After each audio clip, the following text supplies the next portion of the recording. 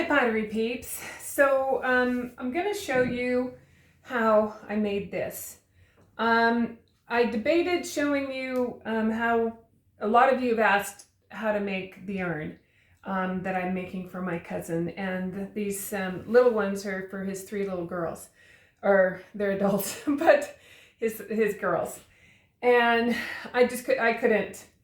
I love Clark, and it was extremely emotional for me, so I just couldn't. But what I'm going to do is I'm going to show you how to make the shape, and then this could be used. I'm not going to do the big one.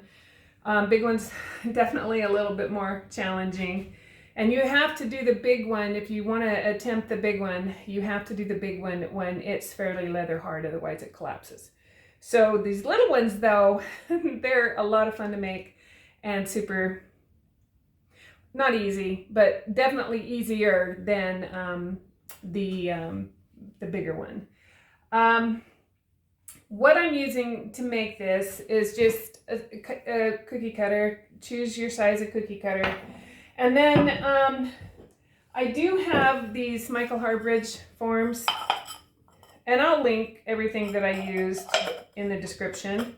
So I have his orb forms, but you don't need these. Find a ball, tennis ball or softball. Just find a ball, because I'm just using these to form, because if you'll notice on this little vessel, I wanted something that looked like an old canteen. They're rounded, there's some volume there. And so I'm just forming them with these. So any form would work: a bowl, a ball, any type of rounded form that you could just drape over it. And also, one of my favorite rolling pins, I use it quite a bit. This is Sharon Hoppy's Don't Know Wilderness. I actually had a hand in helping her design this. When she was designing it, she was asking, because I'm the one who asked her. She had one that was similar to this that has like elephants and so forth on her. But I'm from Alaska. I also live in the mountains of Utah, and I'm surrounded, bears, moose, deer, elk, all those northern woodland animals that I absolutely love.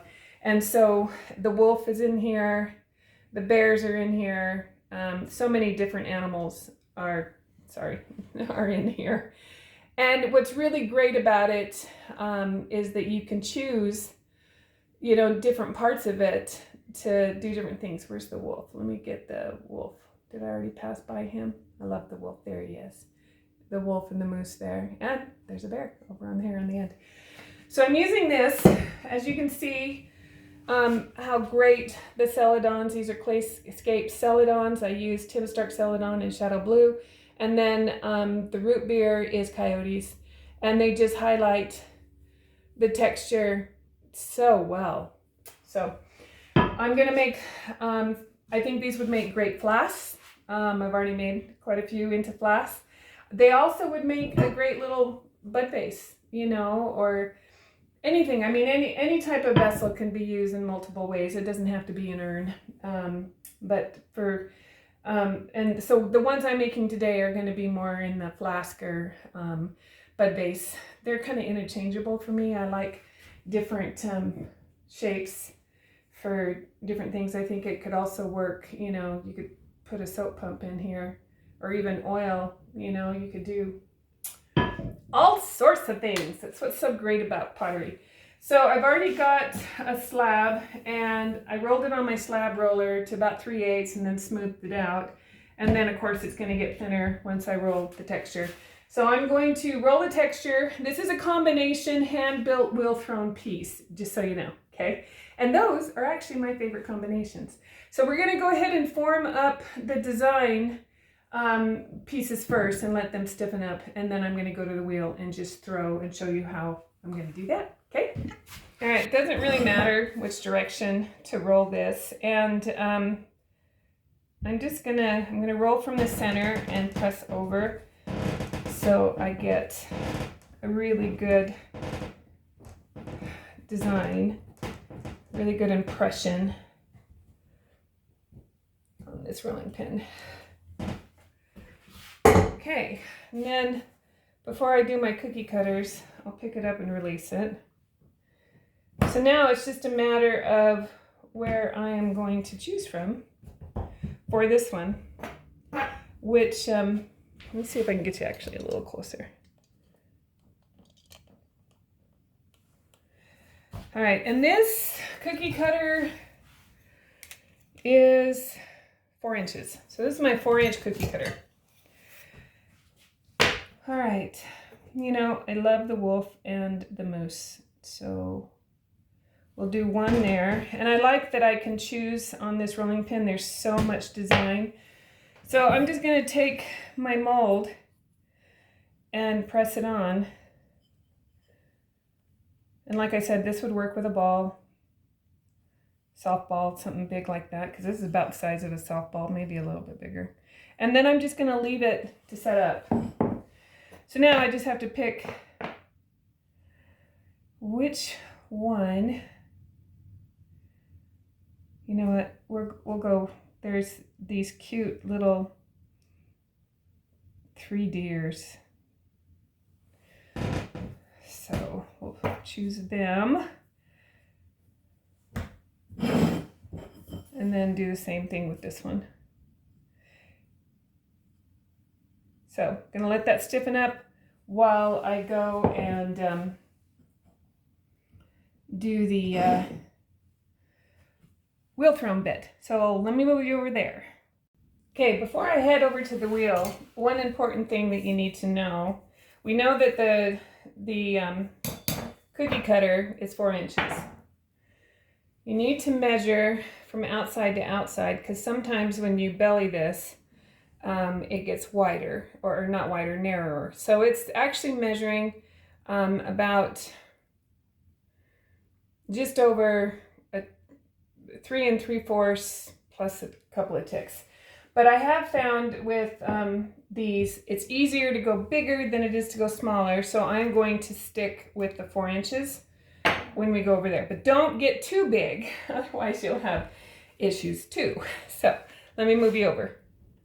I have about 1/2 pound, about 8 ounces of clay here, and I'm working with B-Mix. I really struggle, and a lot of potters do. It is easier to center bigger bits of clay than it is the small bits. A lot easier. So you get to see me struggle. I don't know if it's the size of my hands or what, but smaller bits of clay, I much prefer throwing off the hump if I have to do small bits.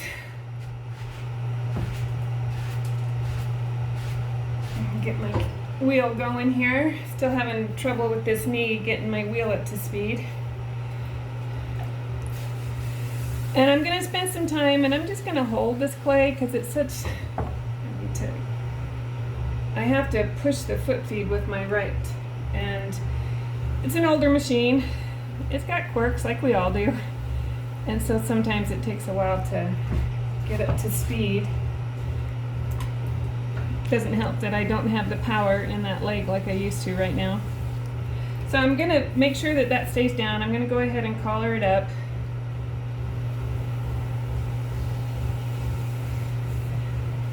I'm also only going to throw this anywhere between, basically we're throwing a ring that we're going to attach those pieces to.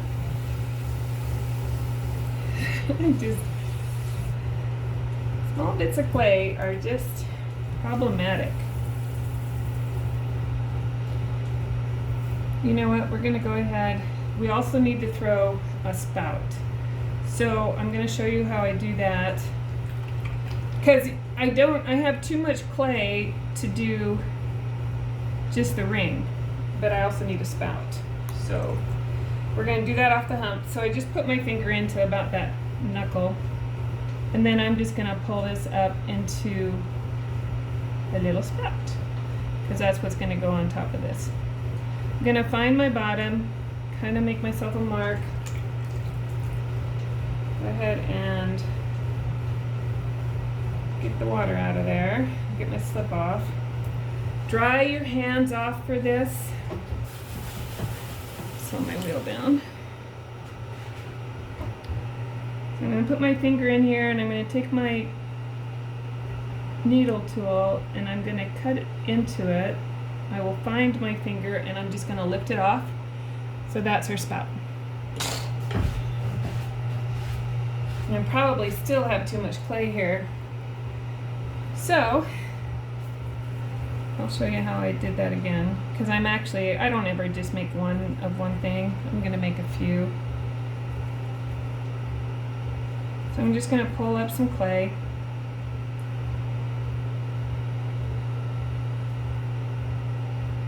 And do the same thing. Just go down with my finger. And then just pull it like a little bitty cylinder. I really enjoy making these smaller kind of things. Again, I'll make a mark with my finger because I can tell where my finger is on the inside.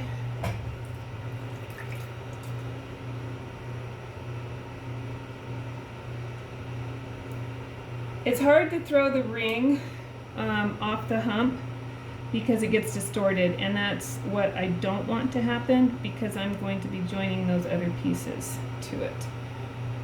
Alright, so we got two spouts. Whoops. Let me speed up my wheel. So I'm just going to center this low. And this is where you're going to have to measure.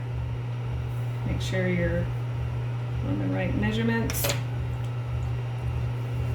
So I'm just making a hockey puck here, or a pancake. Okay, so now I'm too far. I want this to be straight up and down. Okay, that's probably good. I'm going to open it all the way to the wheel head.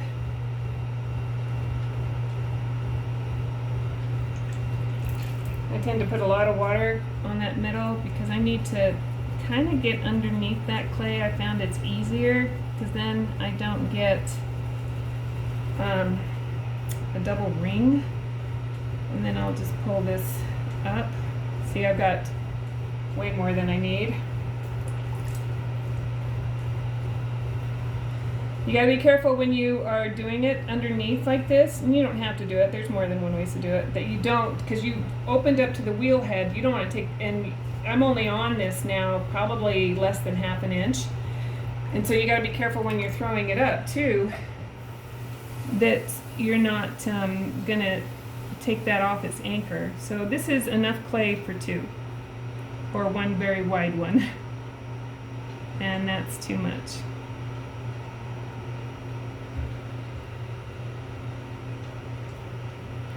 I'm going to double check my measurements, and I'm right at 4. So what I'm going to do here, I'm going to straighten this up with my rib. And what I could probably, since this is, I only like them, I've done them wider, so we are 2 1/4. So I could cut this in half.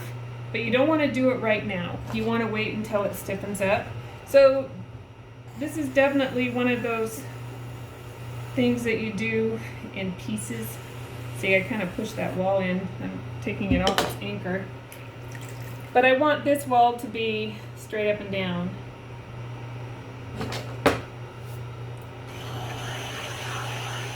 Just smooth that out some more. I actually kind of push that in.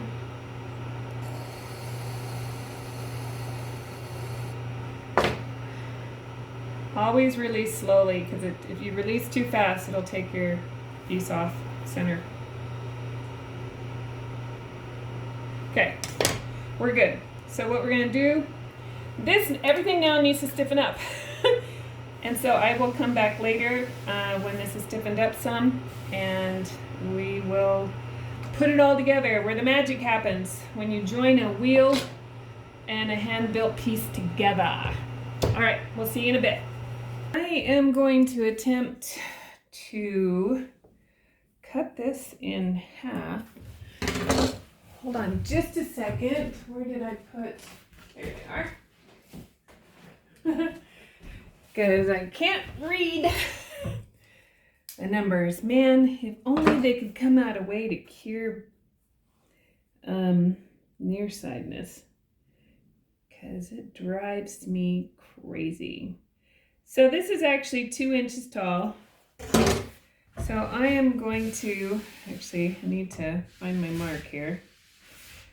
So I marked it, and so before I spin my wheel, I'm going to get my hand anchored exactly where I want it, except for I just moved my hand.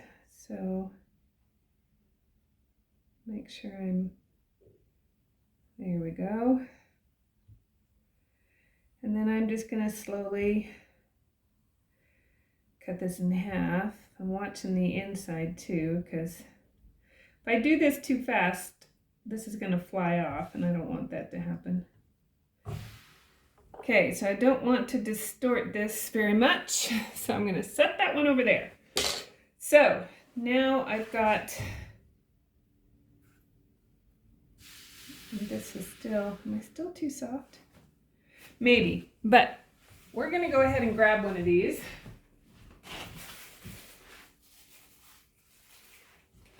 Let me grab my tools. I love working at my wheel because, well, unless I have to go get my tools, because everything's here and I've got the power of my wheel. So I'm going to go ahead and score this. And then score one of these guys that's been sitting waiting for me.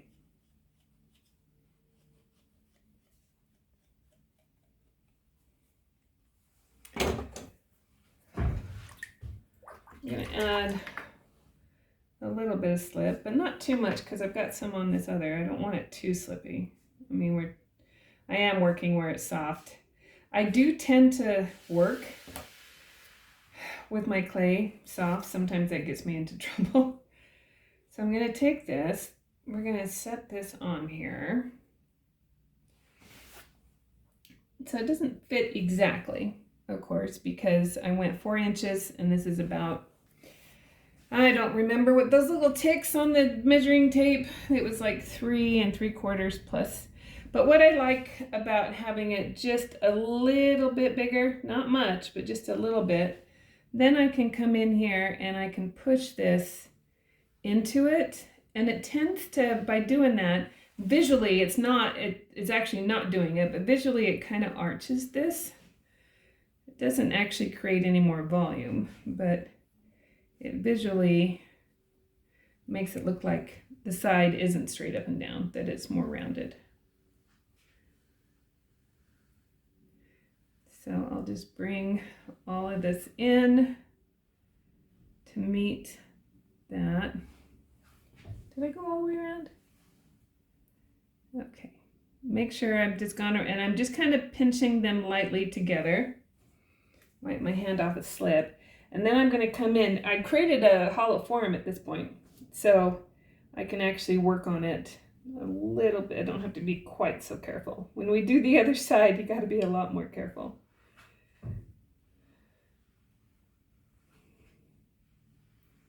So I'm just pushing that in.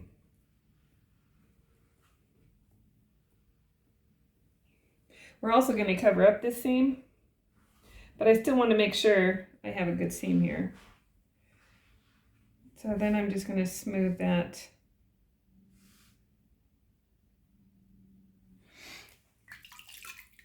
And then I usually just bring my sponge in just to soften it, just make sure it's well connected. And then I'll set that one aside. And this one might be just a tad more tricky because I'm not centered. Oh, hold on a second. I actually have my mom and my dog in surgery today.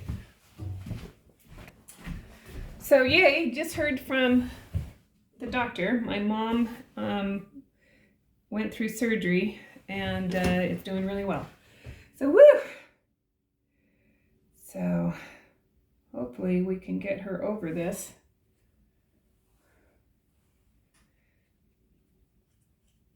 All right, so I'm going to do the exact same thing with this one. Now this one's not going to be sealed because that one is sealed to the vat. And this one is not. So I'll need to be a little bit more careful. Yeah, both my dog that's almost 11, him and I actually share a birthday. And actually, Stacy, my cousin, Clark, was her husband. So he's my cousin by marriage, but man, I just absolutely loved him. We have, she had the mother to my dog, my Cocker Spaniel, and she has his full sister. So we're not just blood related, we're puppy related, which is a very, very, very strong relation. All right, so I do need to be a little bit more careful here, but they did a blood test on my puppy. Well, I guess if he's almost 11, he's not quite a puppy, but and the blood test actually, here I was stressing all week that it might come back that he's got cancer. He has to, his one canine tooth is actually shooting out sideways and causing abscess on his lip. And it's solid in there. It's not like it's loose. But we tried to treat the abscess, and we did, and it just, after it healed, it just caused another abscess because the tooth is stabbing into his cheek. So, and I can't imagine how uncomfortable, how painful that is for him. But the big risk was whether or not he would be able to survive a surgery being as old as he is. But they did a blood test, and turns out he's incredibly healthy and no underlying conditions at all showing up in his blood. In fact, his blood says that he is younger than his years. So that's really, really, I love that dog. I love all my dogs, but he's just a special little Cocker Spaniel. Except for he's crazy. I don't bring him into the studio very often because he eats clay, which I don't understand. So, all right, so I'm going to let this one also set up. And then when they have set up even more, I see something I can fix here. I will add the other piece, and then we'll go on to the rest of it. But my phone's blowing up, so the vet's supposed to call me. They're calling me about my mom. So I'm going to go handle that while this sets up. Okay, so today's turning out to be pretty good. Mom's out of surgery, doing really well, and just talked to the vet. And my Cocker Spaniel Civic is doing amazing. So I get to go pick him up in about an hour and a half. And I tell you, I'd been stressed out, and I knew that the best place for me to be with both of them in surgery was out here. The studio calms me down. And yeah, so great outcome today, and super, super happy. All right, so let's go ahead and finish these guys off. Oh, that's still pretty wet. So when I take it off of the thing, I do finish this seam on the inside. I cannot finish it on the other side because by then it's going to be, I won't be able to reach anything. So I will take a brush and just make sure I've got a really good connection there. I tend to knock off a lot of the water on my brush so that I can kind of just drag that clay and make a good connection. And I see where I still need to bring in a foam or sponge to set these guys on, because we don't want to collapse that roundness. So once I have this on here, actually, let me adjust you. Let's see if we can get a little bit better.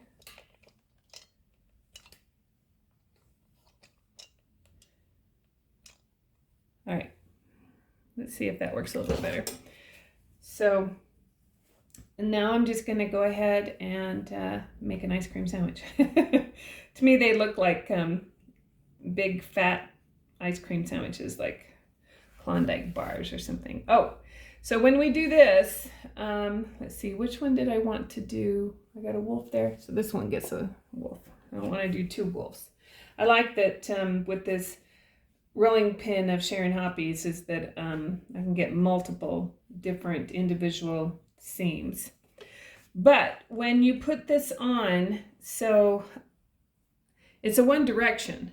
So I need to find the direction and make sure that I'm putting the other one on. So what I usually do is I line up so it's straight, like with my belly button. So this is the bottom. And then I can take this one and put the bottom on there. And then of course I will double check. All right, so now I put this one on. So like I said, it makes an ice cream sandwich. I don't remember the brand. I don't think it's Klondike bar. I think Klondike bars are square. I don't know, or is that the Fat Boy? But doesn't that look like an ice cream sandwich? So I will just carefully pinch this together, and against, as soon as I get it completely finished, then, or get them connected, then I've got a hollow form to play with, and I've got the air that I can push against, and so not quite so fragile there. All right, and then I will do that. A lot of times I'll bring in my metal rib. Now we are going to make we're going to put some braids to kind of cover up this seam, because you can't, sometimes you can get it pretty close, but it's hard to get it really perfect.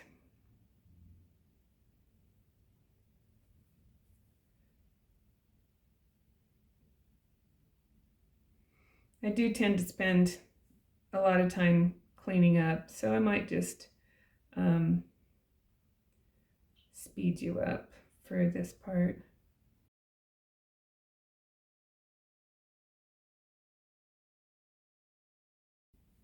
This also helps to make sure that that seam is really, really well connected.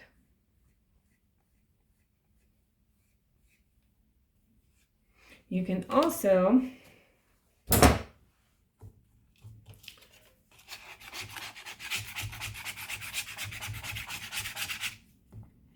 take that clay off. Roll it. If you get it off and it's not center anymore, just roll it. Yeah.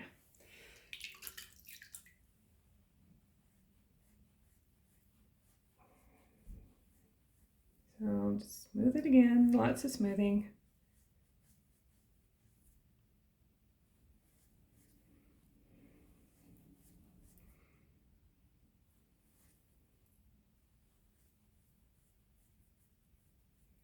Okay, so then I will take my needle tool, find my top, and poke that, except for, okay, I can set it over here on my towel as I do this one. And I do the same thing. Okay, so I'm gonna set these aside and set you up over at the table, and we'll work on the braid. All right, to do the braid, I need some coils. So I have a Nidec extruder, handheld extruder. I mean, if you didn't have this, you could, sorry, I had to clean that off. You could do, you could roll out these coils yourself if you wanted to. I don't want to do that. And I do have this for small coils. It's a very small coil. And I got this, I will link it from Learn Fired Arts. So I just cut this piece of clay straight out of the bag, not wedging it. and I rolled it into a coil, a big coil. I'll put the die extruder, I always push that down just to see, get some air out. And I do want a clean table surface when I'm doing this. I don't want, these coils are going to be really, really wet, and I want them to be wet. And so I don't want to have the clay stick to them. And if you're using fairly wet clay, it's not hard to push out of this thing. And you can see I got a lot of coils here, which is probably way more than I need. So I'll just pull them off. And then what I tend to do when I'm doing this many coils, I only need 2 to do what I'm going to do. And so I will carefully take them apart and push them together, okay? So I just find the ones that are right next to each other, and I just make myself some, I try to make them about the same length. Of course, you never know when they extrude. I keep the longer ones for the braid that's going to go around. So if I have any longer ones, I hold those back. This one might be long enough too. And this is probably all that I'm going to need. I like them to touch, especially when they're wet, because they're sticky and they'll stick to each other. So it's not your technical, I mean, you could definitely do the three braid like you do a hair. These are more or less 2 that are twisted.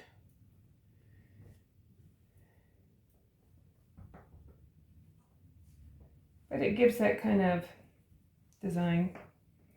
So I just take them. This is obviously, I'll leave that one over there because sometimes I might need these.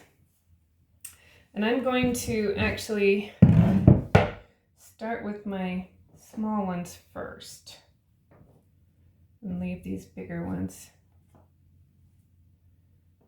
for later. Okay, so when I do a braid, I hold it at one, actually I kind of hold it in the middle, and I hold it and I just pull it. And then I do the same thing like that. That's all I do. Okay. So I actually, the very first thing I need to do is to create the base. Ooh, sounds like we're gonna get, I tell you, this March, the weather has been insane. We've had thunder and lightning and snow, hail, sunshine, everything all in one day. So I kind of make myself an oval, and I measure against one of these to see how big they need to be, and that's too big. And that's just right. And then cut it as a diagonal. So that's one. So this is probably going to be enough for the other one. Nope, it is too small. So I'm going to just set that aside because I'll slip and score them at the same time. And I'll just do that same thing again. Actually, let's see if I can't. So I just kind of move them like that.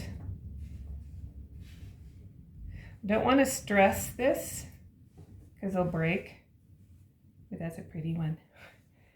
And then I already kind of have an idea of how much I need based on that other one. Yep, that's about right. And then I'll do the same thing. Cut that. I'll leave that there in case we need it. And then I will slip and score these guys together.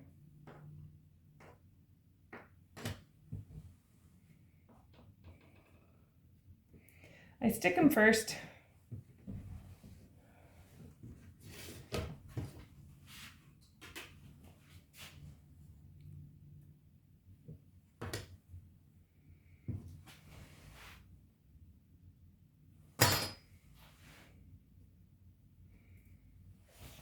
I'm gonna actually switch you.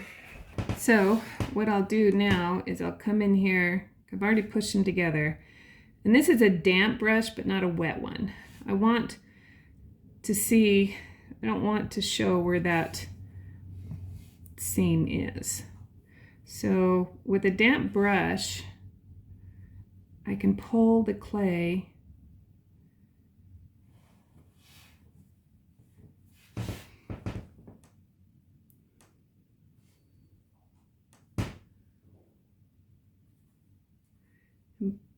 make it look like it was all just one piece here.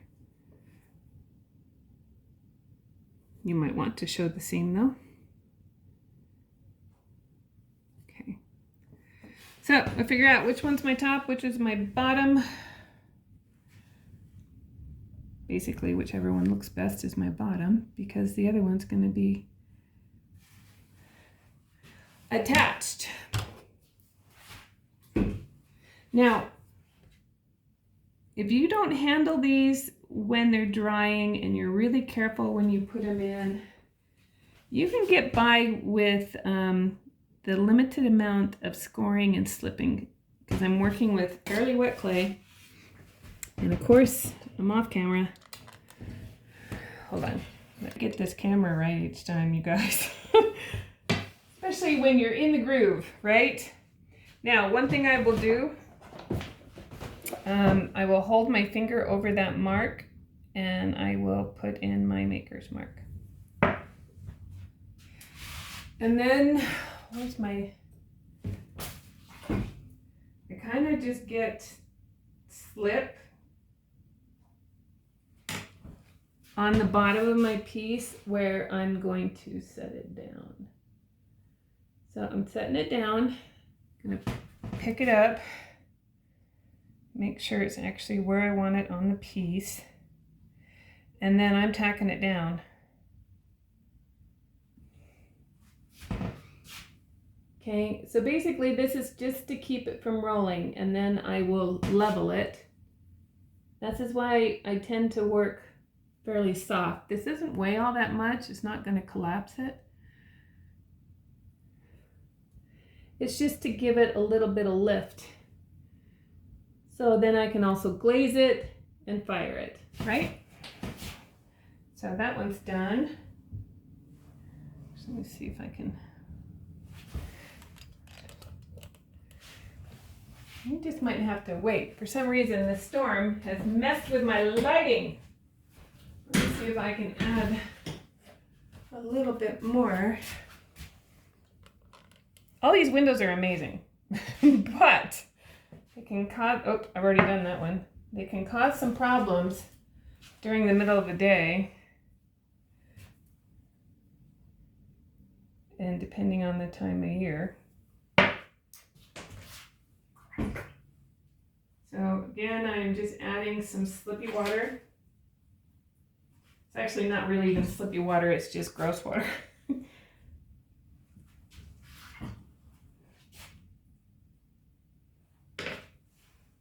I'm gonna actually squeeze this guy in a little bit. And then stick it. Because sometimes I think I'm wide enough and I'm too wide. Or I'm too far over, it's not centered. Let's bring that over there.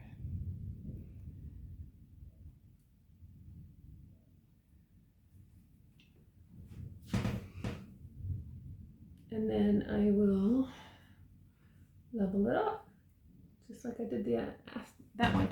All right. And once it can stand up, now we're ready to attach our spout. So I will come in and this is actually really soft. I'm working super, super soft today, but I do need to leave it a little while to go get my puppy. So I'm gonna put him, oh cool, I got a tree coming center. So I'll put it in the middle and then center it on the piece. Then I'm going to take my needle tool and then cut it out.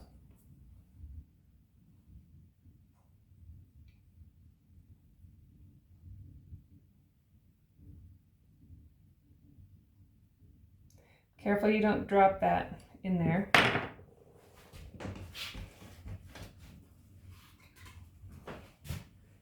I'm going to score this.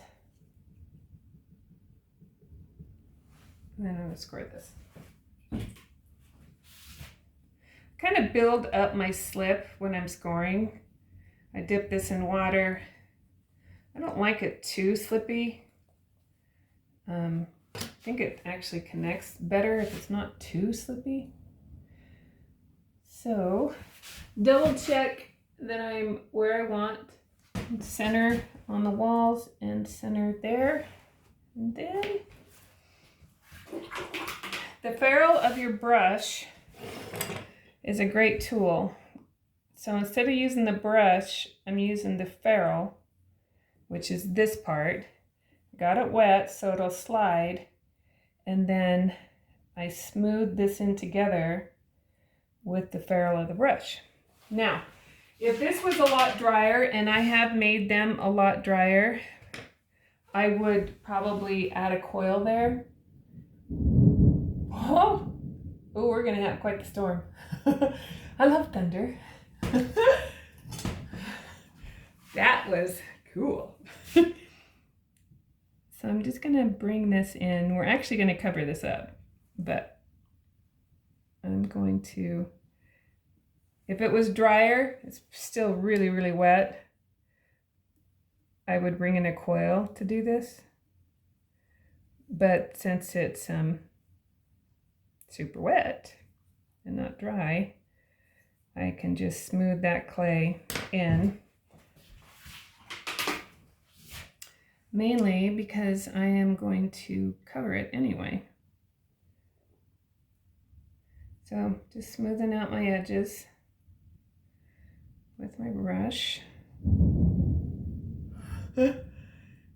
Yesterday, no, today's, okay, was it yesterday? No, it was the other day. We had hail, we had rain, we had snow, and then I came out here in about 5 or 6, and the sun was shining and it got too warm, and I opened up the windows and I was just working away, and all of a sudden through the windows I was being pelted with hail again. I'm having a visitor. Hold on. All right, lots of things happening here today. So I'm gonna set that one over there. I just saw some score marks I can get out. So this is how I'm gonna finish this one. Gonna do the same thing.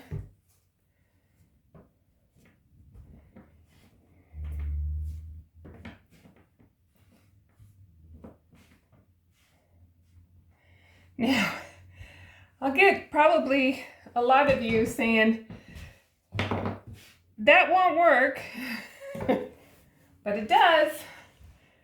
So I'm gonna take a brush and I'm just going to get it wet. No scoring. I did cut that at an angle so it would fit. I got very wet clay here. My piece is not that dried out. In fact, it's not even still what I would consider very soft, leather hard. And I am pressing this into this, just the slip. I'm not scoring or anything. And then, actually, let me bring that knife. And then I cut this at an angle. And I tuck it in. Okay, and then if I need to smooth it to make sure that it looks like it's like one piece of braid. That's all I do, guys. No scoring. I just get it wet. I got wet clay I'm working with, and I just press it in. and I haven't had any issues. So you do you. If you don't feel like that's going to be enough of a connection, then go ahead. Feel free to score and slip it. But I'm not going to do that kind of work because I also know that my best glue is the glaze. And so the glaze will anchor that too. But I haven't had any issues doing it this way. All comes down to knowing your clay, knowing what you can get away with. I think that's it in life. Oh, and we're having hail. Welcome to hail. So again, I'm going to do the same thing where I'm just getting it wet. I did cut this at an angle, and I will put that in there, and then I'm running it all the way around and pushing it in. And not pushing it in way hard, but with, you know, just to know that I'm in there, it's attached. Come back with the knife.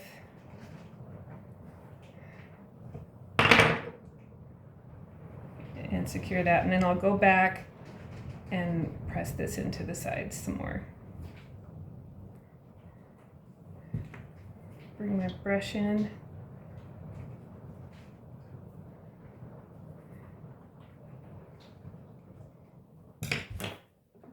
Looks like it's, there we go, that'll be better.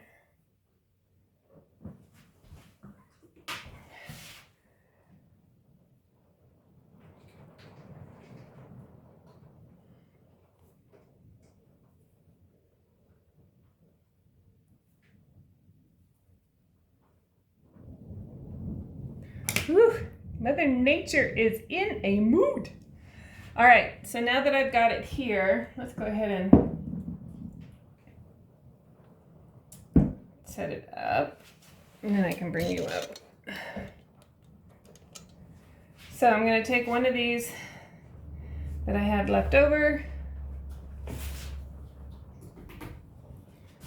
Go ahead and add some water.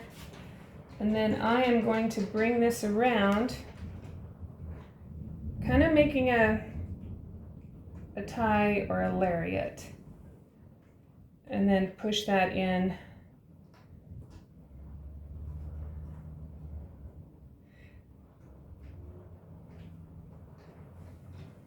Then I'll bring these guys out, make sure they're twisted, and I kind of just pinch them off and make sure they're not sharp. And then I will do the same with this side. Actually, I think I want this one just a touch smaller. I do suggest you kind of put some water down and glue those suckers down, because I broke one when I was wiping it down to glaze. So I'm going to connect them. And I kind of flip them up a little bit, just kind of just gives them movement. Now right here kind of looks like a knot, but if you wanted to do something decorative, you could easily, you know, put a ball there and do something decorative. I did that on a few.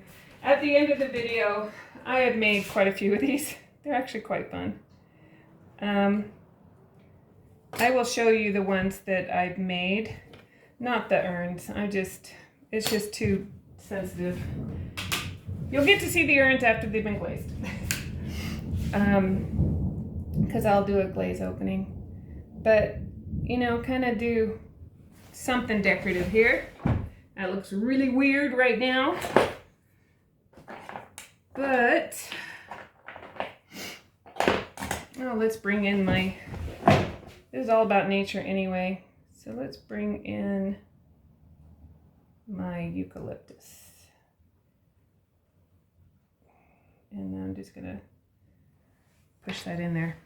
Yeah, there we go. Plus it'll give it something for the glaze to catch. So this one's done. So isn't that cute? and then I will work on this other one, and then I set them underneath plastic for a good week, and kind of set them under plastic, forget about them, check them in a week, and that kind of thing, you know, the drill on how to get things like this that are joined, how to get them to where they're, putting them under plastic lets all that moisture equalize, you know. I call it a marriage. They learn how to be married, stick together. And but I think they're so cute. With you could do flowers. I have one where I took, like I said, I'll show pictures, where I made little straps, put little handles, so like if it was a flask and it wanted to be hung around your neck, it could be, woohoo. But I think we're probably, my husband actually came out when I paused you because power's flickering, so I'm probably going to lose power, so I'm going to go ahead and shut this down. I mean, my tablet is on a battery. That's not the problem, but the lights in the studio, I'm going to lose those, and then it's going to get dark in here because it's getting super dark outside. Let me see if I can just kind of show you what's going on out there. It's getting super nasty. Those clouds are not, they're kind of a black purple, and they're loud. All right, so I hope this helps to show you can make all sorts of forms this way, you know, by doing the ring on the wheel. And if you're not a wheel thrower, you could easily make a ring with a slab. That's not a big deal. Same thing with the spout. You can easily do that. So, but it's just a cute little shape. So anyway, I hope you enjoyed it. I hope you can get money. And we will see you in the next video. Again, stay tuned to the end and I'll show you pictures of other ones I've done. I've done fatter ones. I've done different designs with the braid and that kind of thing. They all stayed in the wilderness because, you know, I'm a huge fan of the wilderness and I love that rolling pin, and I will link everything in the description. All right, we will see you next week.